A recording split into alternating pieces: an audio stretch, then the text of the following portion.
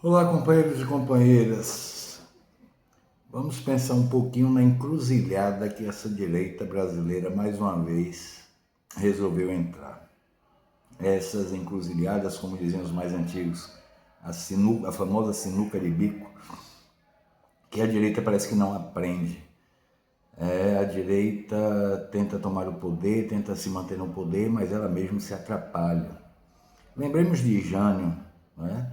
Jânio Quadros se elegeu com aquele discurso contra a corrupção, tudo moralismo, família, e deu todos os subsídios para que os militares dessem um golpe de 64, coisa que Getúlio evitou e que já previa que poderia acontecer.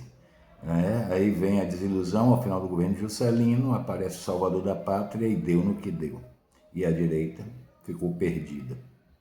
Enfim, depois a direita se reencontrou durante a ditadura militar, tudo na canetada, não havia democracia, um congresso aberto de fachada, mas enfim, aí veio a redemocratização. Com a redemocratização veio Sarney, momento de extrema crise, ainda uma herança da ditadura militar, não isentando Sarney disso, em hipótese alguma, que foi um dos que foram oriundos dessa ditadura.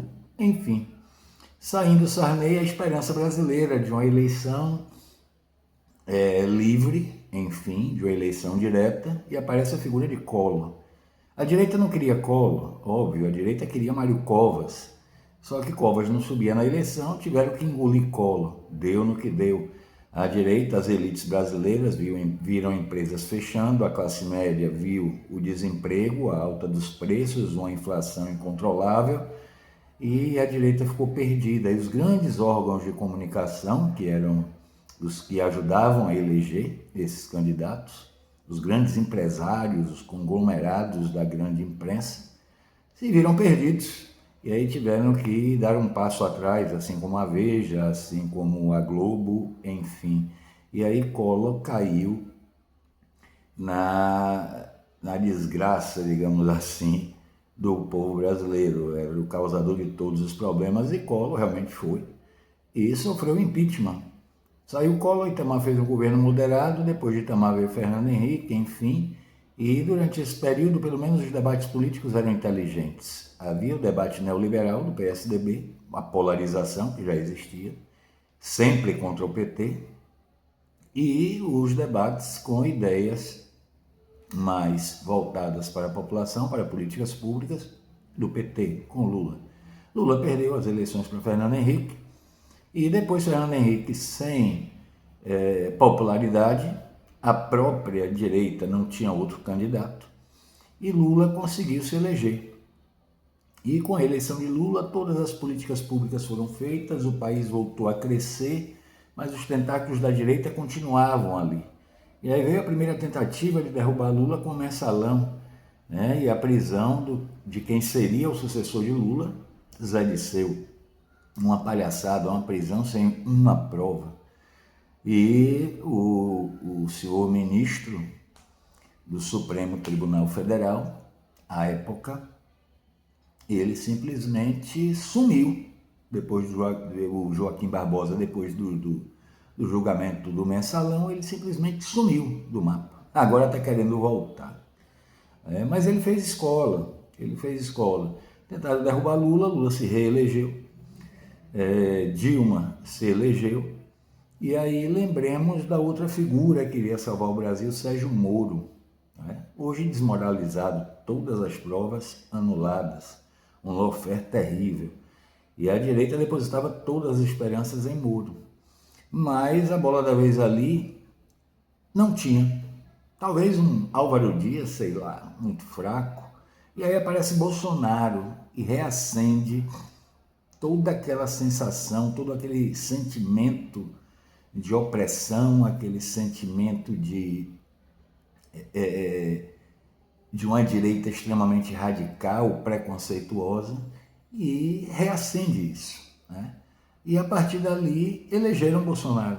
Nem a grande mídia oficial, a grande mídia, digamos, da TV, queria Bolsonaro, a não ser a Record, obviamente, por conta de uma aliança direta dos evangélicos com Bolsonaro. Os mesmos evangélicos da Assembleia de Deus que fizeram aliança com o grande Eduardo Cunha, não é?